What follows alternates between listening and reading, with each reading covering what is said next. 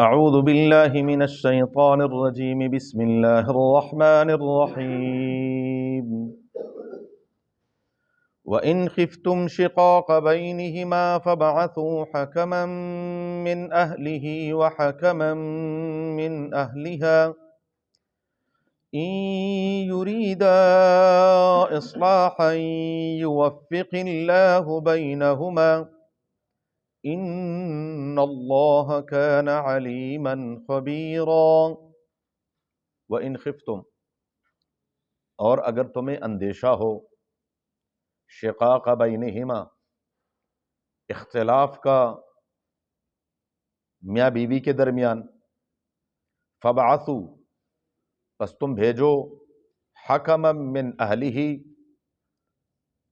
مرد کے خاندان سے، اس کی طرف سے ایک منصف ثالث، وحکما من اہلہا، اور ایک منصف ثالث عورت کے خاندان یا اس کی طرف سے، ان یریدا، اگر وہ دونوں ارادہ کریں، اصلاحا، مصالحت کا، یوفق اللہ بینہما، اللہ تعالیٰ ان دونوں کے درمیان، میاں بیوی کے درمیان موافقت پیدا فرما دیں گے۔ ان اللہ کان علیما خبیرا، بے شک اللہ رب العزت سب کچھ جاننے والے، باخبر ہے۔ وَإِنْ خِفْتُمْ شِقَاقَ بَيْنِهِمَا، سورہ نساء کی آیت نمبر 35 ہے۔ پچھلی آیت میں اللہ تبارک و تعالیٰ نے عورتوں سے متعلق تفصیل تھی کہ نیکوکار عورتیں بھی ہوتی ہیں، اور بعض اوقات کچھ تھوڑی بہت اگر کوئی کمی بیشی آ جائے، تمہیں کسی عورت کے بارے میں کوئی اندیشہ ہو اکڑ پن کا، وہ اپنے غلطی پر ڈٹ جائے، ماننے کے لیے تیار نہ ہو، اپنی اصلاح نہیں کرتی، تو 3 طریقے قرآن نے بتائے ہیں۔ فعظوہن واہجروہن فی المضاجع واضربوہن، 3 طریقے اختیار کرو۔ پہلی صورت میں اس کو نصیحت کرو، سمجھاؤ، سمجھ جائے بہت اچھی بات، نہیں سمجھتی اسے تھوڑے سے علیحدگی اختیار کر لو، بستر الگ کر لو، شاید اس کو احساس ہو جائے کہ میرا خاوند مجھ سے ناراض ہے۔ یہ بھی نہیں ہے تو پھر فضربوہن، لیکن غیر مبرح، ضرب ہے پٹھانوں والی نہیں، تھوڑی سی ہاتھ ہولا رکھ کے، یہ نہیں کہ ہڈی پسلی کر دیں اور بعد میں پھر اس کو لیے پھرتے رہیں بازاروں میں، ہسپتالوں میں، ڈاکٹروں کے پاس، نہیں، ذرا تھوڑا سا ہلکی مار، سمجھ جائیں بہت اچھی بات ہے، نہیں سمجھتی، حالات بہتر نہیں ہو رہے، کاش امت قرآن کی ان تعلیمات کی طرف آ جائیں۔ آج ہمارے معاشرے کے اندر جتنی ریشو طلاق کی ہے، میں دعوے سے کہتا ہوں اللہ کے فضل و کرم سے انشاءاللہ وہ زیرو ہو جائے گا۔ گھروں کے گھر تباہ و برباد ہو چکے ہیں، اور یا پھر کیا ہے، حرام کا ارتکاب کرتے ہیں، طلاقوں پر طلاق دیتے ہیں، اور پھر اپنی مرضی کے فتوے لیتے ہیں، اور پھر ساری زندگی حرام کرتے ہیں، زنا کرتے ہیں، اور اسی سے جو بچے پیدا ہوتے ہیں پھر وہ نیکوکار ہوں گے، وہ حرامی ہوں گے، پھر وہ معاشرے کے لیے ناسور بنیں گے۔ تو اس سے بہتر یہ ہے کہ قرآنی تعلیمات کی طرف آئیں۔ قرآن کہتا ہے وَإِنْ خِفْتُمْ شِقَاقَ بَيْنِهِمَا، اور یہ سب سے پہلے اس کے مخاطب یہ مرد اور عورت، میاں اور بیوی، ان کا خاندان ہے، دوسرے نمبر پر اہل محلہ ہیں، اور تیسری صورت میں پھر حکومت وقت۔ اب تو ہماری حکومتوں کے اور بڑے کام ہیں، ان کاموں کی فرصت کہاں ہے ان کو کہ جی معاشرہ کہاں جا رہا ہے، ورنہ تو یہ تمام کے تمام امور جو ہے یہ حکومت کے ہیں، لیکن ان کے بڑے بہرحال وَإِنْ خِفْتُمْ، اگر تمہیں اندیشہ ہو، یہ ڈر خوف ہو، شقاق بینہما، کہ ان دونوں کے درمیان مخالفت چل رہی ہے، تو فَبْعَثُوا حَكَمًا مِّنْ أَهْلِهِ وَحَكَمًا مِّنْ أَهْلِهَا، مرد اور عورت کے خاندان سے ایک ایک مصلح چنے، ایک مصالحتی کمیٹی تشکیل دیں، اور وہ مصالحتی کمیٹی ایسی ہو کہ مرد کے خاندان سے اور عورت کے خاندان سے۔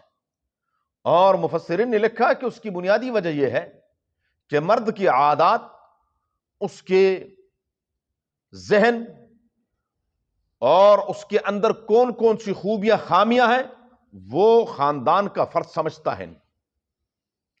بیوی کے خاندان سے کوئی ایسا بندہ جو اس کے ذہن کو سمجھتا ہو کہ اس کا ذہن کیسا ہے، پھر دونوں سر جوڑ کر بیٹھے، ما بہن نزاع کیا ہے، ان کی یہ لڑائی جھگڑا ہوتا کس بات پر ہے، وہ کون سی چیزیں ہیں، اور وہ کون سی چیزیں ہیں جن پر ان کا اتفاق ہو سکتا ہے، یہ آپس میں مل سکتے ہیں، پہلے ان کو تلاش کریں۔ تو پہلے نزاع والی باتیں ختم کریں کہ جی یہ، اور وہ ہوں منصف، ثالثی کا کردار ادا کریں۔ سیدنا عثمان غنی رضی اللہ تعالیٰ عنہ کے دور میں حضرت عقیل ابن ابی طالب رضی اللہ تعالیٰ عنہ، ان کی بیوی تھی فاطمہ بنت عتبہ، تو ان کے آپس میں مذاق بھی ہوتا تھا، پھر مزاح میں بات آگے بھی نکل جاتی تھی۔ تو عموماً گھروں میں یہ بھی دیکھا گیا ہے کہ میاں بیوی ابتدا کرتے ہیں مزاح سے، اور وہ مزاح پھر آگے بڑھ جاتا ہے۔ موڈ دیکھ کر، بات دیکھ کر انسان بات کرے۔ بعد اوقات سننے والا بھی ذرا تھوڑا سا حوصلہ کر کے سنے کہ ابھی خاوند اگر بات کر رہا ہے تو کس موڈ میں کر رہا ہے۔ نہیں جی آپ نے مجھے بات لگائی ہے، یہ بھی بات لگائی ہے۔ ادھر سے اگر بیوی نے کوئی بات کر دی ہے تو خاوند کی تو اچھا میری کوئی حیثیت ہی نہیں ہے، اور بندے خدا تیری حیثیت کیوں نہیں ہے؟ اگر کوئی مذاق میں بات ہو گئی ہے تو پھر اس کو برداشت کریں، اور اگر آپ کو پتا ہے کہ ہم ایک دوسرے کا مزاح برداشت نہیں کرتے تو پھر نہ کریں وہ مزاح، ضرورت کیا ہے اس مزاح کی۔ تو یہاں پر صورتحال یہ تھی کہ ان کی بات چیت ہوتی رہتی تھی۔ تو ایک دن، اب وہ خاندان ایسا تھا، عتبہ، شیبہ، ولید، وہ سارے کے سارے مردار ہوئے ہیں غزوہ بدر میں۔ اب یہ عتبہ کی بیٹی تھی، تو ہے صحابیہ فاطمہ بنت عتبہ رضی اللہ تعالیٰ عنہ۔ تو ایک دن ویسے باتوں میں خاوند سے کہا کہ جی میرے خاندان کا، انہوں نے کہا آپ کے بائیں جانب ہے، جہنم میں۔ اوہو، اب رسول اللہ مبارک نے ایک بات یاد رکھیں، یہ مسئلہ یاد رکھیں، حضور صلی اللہ علیہ وسلم نے ان باتوں سے منع فرمایا۔ جو مر گیا بات ختم ہو گئی، اور تیرا پیو انج سی، اور تیرا خاندان انج، تو ماما لگتا ہے، خاندان تک پہنچتا ہے۔ جو بندہ فوت ہو گیا بس اس کا دفتر بند ہو گیا، ختم کریں بات کو، کیوں کسی کو تکلیف پہنچاتے ہیں؟ ان کا معاملہ ختم ہو چکا ہے۔ فاطمہ رضی اللہ تعالی عنہا یہ سمجھدار تھی، سیدنا عثمان غنی رضی اللہ تعالیٰ عنہ کی خدمت میں حاضر ہوئی، فرمایا میرے خاوند نے مجھے ذہنی تکلیف پہنچائی ہے، شدید کوفت ہوئی ہے مجھے اس بات سے کہ انہوں نے مجھے اس طرح کے الفاظ کہے ہیں۔ سیدنا عثمان غنی رضی اللہ تعالیٰ عنہ نے سیدنا معاویہ رضی اللہ تعالیٰ عنہ اور سیدنا حضرت عباس رضی اللہ تعالیٰ عنہ، ان دونوں کو حکم بنایا اور بھیجا کہ ان کے درمیان، انہوں نے کہا پہلے آپس میں تو بات چیت کریں۔ سیدنا معاویہ رضی اللہ تعالیٰ عنہ سے حضرت عباس رضی اللہ تعالیٰ عنہ فرمایا کہ مجھے ان کی حالات، یہ روز روز کی کل ان کی چلتی رہتی ہے، اور یہ معاملہ مجھے سدھرتا ہوا نظر نہیں آ رہا۔ حضرت معاویہ رضی اللہ تعالیٰ عنہ بہت بڑے دانش مند تھے، اس میں کوئی شک نہیں۔ انہوں نے عرض کیے کہ حضرت آپ کی بات ٹھیک ہے، لیکن میری خواہش ہے کہ عبد مناف کے خاندان کے ایک مرد عورت میں سپریشن نہ ہو، میں نہیں چاہتا کہ یہ دونوں جدا ہوں، ان میں سے کوئی طلاق کا دھبا لگے۔ یہ کوئی طلاق کوئی اچھی بات ہے، یہ ایک داغ ہے، تو میں نہیں چاہتا، کوشش کرتے ہیں شاید اللہ تعالیٰ کو راستہ نکال دے، ان یریدا اصلاحا یوفق اللہ بینہما۔ اب یہ بات کر کے یہ دونوں چل پڑے، جب گئے دیکھا دروازہ بند ہے، دروازہ کھڑکا، انہوں نے کہا جی آپ کی ضرورت نہیں، ہمارا معاملہ اللہ تعالیٰ نے حل کر دیا. ان یریدا اصلاحا یوفق اللہ بینہما. انہوں نے کہا جی باہر سے کہیں گے میں آپ کے بارے میں کہوں گا، آپ میرے بارے میں کہیں گے، تو کیا کہتے ہیں؟ بڑی اچھی بات ہے، اپنا پیٹ ننگا کرنا. میں اپنی بیوی کے بارے میں اگر دیکھیں جب باتیں ہوں گی تو پھر تو لازمی بات ہے نا، وہ بھی میرے بارے میں باتیں کرے گی، میں بھی کیا کروں گا اپنے دفاع میں اس کے بارے میں کہوں گا. تو وہ کون ہے؟ میری بیوی ہے. میں کون ہوں؟ اس کا خاوند ہوں. کل کو اس کی کوئی عزت رہے گی؟ اچھا تو اسی خاوند کی بیوی ہے اور مجھے اگر میں کہوں جی گھر والی ہوں، چھڈو گھر والی، پتا تیرے بارے میں کیا کہہ رہی تھی؟ بڑے گھر والا بنتا تو یہ تو اپنا ہی پیٹ ننگا کرنا ہے. ان کو اللہ تبارک و تعالیٰ نے یہ بات ذہن میں ڈال دی کہ کن چکروں میں پڑے ہوئے. گھر کی بات ہے، گھر کے اندر ہی حل کر لیں. اس لیے حتی الوسع کوشش کریں کہ جو بات آپس میں ہو سکتی ہے وہ باہر اپنے سگے بہن بھائیوں تک بھی نہ نکالے. اپنے سگے بہن بھائیوں تک ذہن میں رکھیں. اور جو چیز بعض اوقات عورتیں جو ہے وہ اپنے بہن بھائیوں کی باتیں خاون کو بتا دیتی. ادھر سے خاون صاحب جو ہے یہ پیٹ کا کچا ہوتا ہے، یہ سارے کڈے چٹے کھول دیتا کہ جی میرے پین پرا انج نے تے میرے پین پرا انج نے تے یہ میں اتنا ظلم کیا تو یہ کیا تو یہ. وہ کہتی اچھا لگتا تو یہ کہ ایک پیسے کا نہیں ہے، یہ بس میں بھی پھنس گئی. جب تیرے بہن بھائی ایسے ہیں تو کو آسمان سے آیا ہوا ہے، تو بھی ان کا بہن بھائی ہے، انہی بہنوں کا بھائی تو بھی تو ہے. اپنی عزتیں تار تار نہ کیا کریں. یہ نوجوان اصل میں بس ہمارے ہاں تو یہی ہے کہ بس نوجوانوں کو بس شادی ہونی چاہیے، سیکھتے سوکھتے کچھ نہیں ہے کہ بھئی آگے زندگی کیسے گزارنے، کیا معاملات کرنے، وہ سارا کچھ پہلے ہی بتا دیتے. وہ کہتے بس ٹھیک ہے پتر تیرا ہون میں تیرا نپٹیں گی. ادھر سے اگر وہ کوئی اپنے خاندان کے بارے میں بات کہہ دی تو اس کی ٹکے کی عزت نہیں رہتی پھر خاون کی نظروں میں. اچھا یہ خاندان ایسا ہے، ایسی بات ہے. وہاں کی باتیں یہاں نہ کریں، یہاں کی باتیں وہاں نہ کریں. اس سے ایک دوسرے کے دل میں ایک دوسرے کی عزت ہوتی، اور جب عزت ہو تو معاملہ بہت اچھے طریقے سے چلتا. اور جب کیا ہے کہ اچھا یہ اس طرح کے تو پھر وہ معاملہ رہتا نہیں ہے. بہرحال قرآن کہتا ہے کہ ان یریدا اصلاحا، اگر یہ دو منصف مصالحتی کمیٹی اگر یہ ارادہ کریں اصلاح کا کہ ان کی صلح ہو جائے اور یہ گھر بچ جائے تو یوفق اللہ بینہما. اور ایک بات یاد رکھیں، این ممکن ہے اسی معاشرے میں ہم بھی رہتے ہیں، کبھی اگر آپ کو ایسا موقع ملے، ایسے میاں بیوی کے درمیان کوئی ایسا جھگڑا ہو، کوئی لڑائی ہو، آپ کو پتہ چلے، اور خصوصاً جب ان کے ہاں اولاد ہو چکی ہو، تو خدا را پھر حتی الوسع کوشش کریں کہ ایک گھر بچ جائے.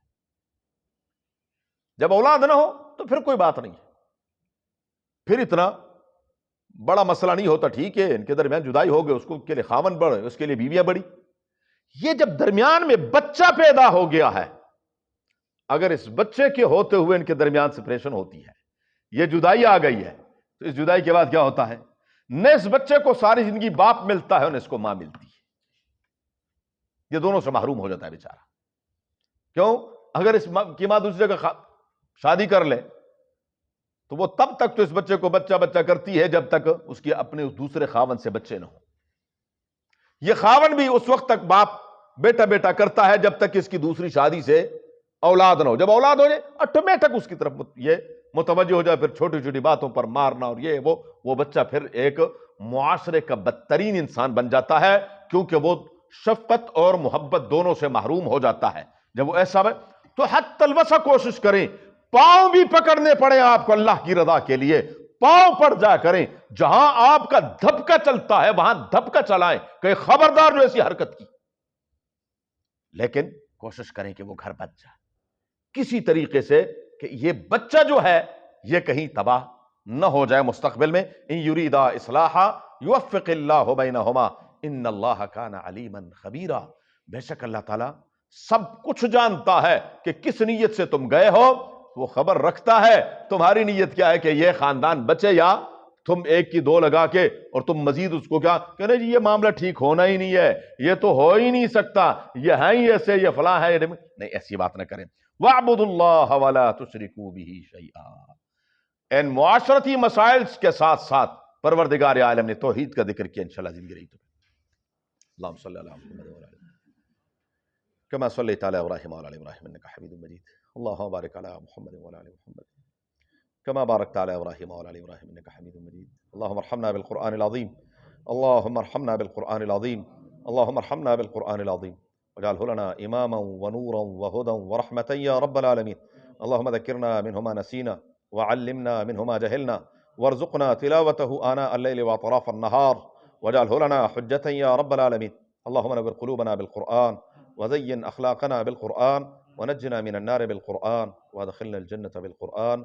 اللهم يا مقلب القلوب، اللهم يا مصرف القلوب، ثبت قلوبنا على دينك وطاعتك. اللهم حصل مرادنا ويسر أمورنا، اللهم حصل مرادنا ويسر أمورنا، اللهم حصل مرادنا ويسر أمورنا، بجاه حبيبك المصطفى ونبيك المرتضى صلى الله عليه وآله وأصحابه أجمعين برحمتك يا أرحم الراحمين. بارك الله.